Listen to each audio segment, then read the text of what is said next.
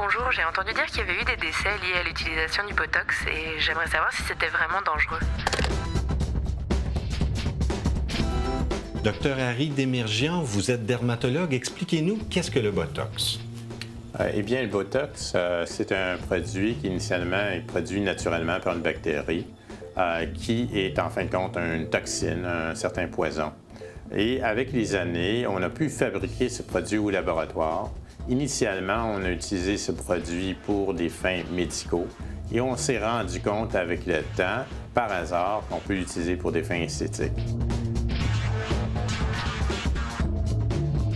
Il sert à quoi dans un contexte esthétique, ce produit-là? Bien, au niveau esthétique, on l'utilise surtout au niveau du visage pour minimiser les plissements ou les rides dus au mouvement des muscles du visage lorsqu'on s'exprime.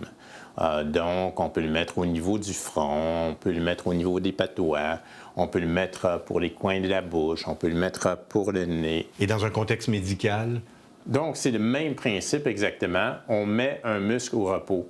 Dans un contexte médical, en fin de compte, la plupart des cas, c'est pour de la spasticité, c'est-à-dire un muscle qui est endurci dû à des maladies, dû à des accidents cérébrovasculaires, et c'est pour relaxer ce muscle, pour le détendre, afin que la personne puisse recommencer à bouger les muscles pour qu'il puisse faire de la physiothérapie.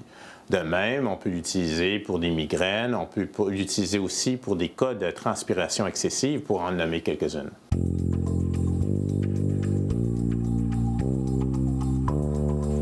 Au cours de la dernière décennie, on a pu constater de 16 décès aux États-Unis, une trentaine en Europe. Pouvez-vous nous expliquer qu'est-ce qui a fait que des gens soient morts d'avoir eu un traitement au Botox?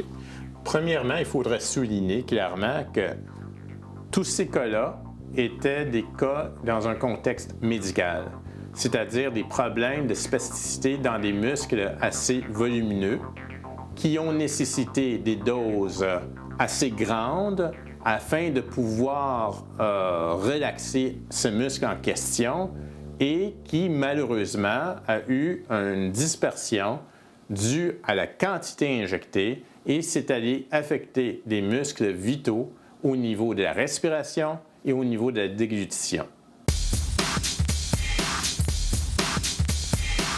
Quelles sont les doses utilisées en principe là, dans un contexte esthétique? Dans un contexte esthétique, on dépasse rarement les 100 unités. Donc, c'est peut-être pour cela aussi qu'on n'a pas eu de cas de dispersion systémique avec effet clinique secondaire. Dans un cas médical, là, les doses sont beaucoup plus grandes. On parle de quoi exactement? Ça peut aller jusqu'à 700 unités.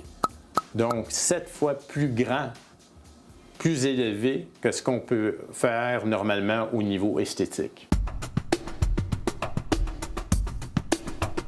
Est-ce qu'il y a d'autres dangers que la dispersion qui existent dans un cas de traitement de Botox?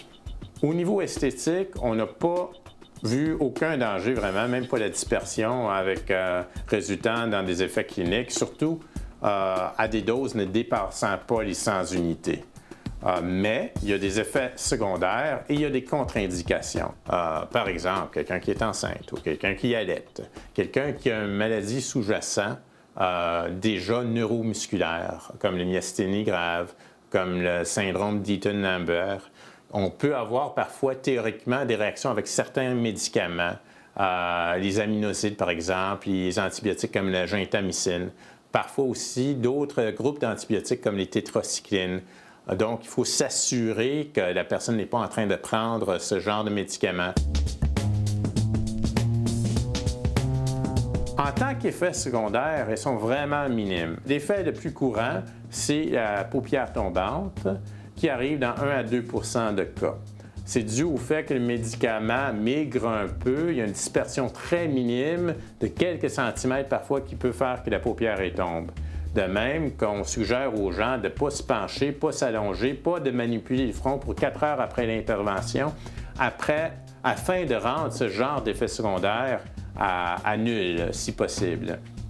Les autres effets secondaires sont très minimes. Des petites rougeurs, des enflures comme des piqûres d'insectes qui peuvent rester environ 24 heures, des petits bleus, des ecchymoses qui peuvent rester à la limite 5 à 7 jours, rarement des maux de tête, rarement une sensation de lourdeur au niveau du front. En principe, c'est ces choses-là. Est-ce que c'est possible, encore dans un cas esthétique, de faire un usage abusif du Botox? C'est certain que là encore, il y a des critères à suivre. On ne doit pas injecter trop fréquemment. Normalement, on doit attendre que l'effet du Botox au niveau musculaire s'atténue, que le mouvement revienne un peu avant de reconsidérer au bout de 3-4 mois. Si on injecte trop souvent, ça peut même mener à la formation d'anticorps contre le Botox et ça peut rendre l'usage du Botox par la suite totalement inefficace. Donc, il faut respecter quand même un certain intervalle et il faut le faire à un moment opportun et qui, en fin de compte, n'a rien à voir avec l'âge de la personne. C'est plutôt la génétique, l'expressivité de la personne qui rend le besoin ou non de faire le Botox pour des fins esthétiques. Docteur Desmirgian, merci beaucoup d'avoir participé à l'émission. Je vous en prie, c'est un plaisir.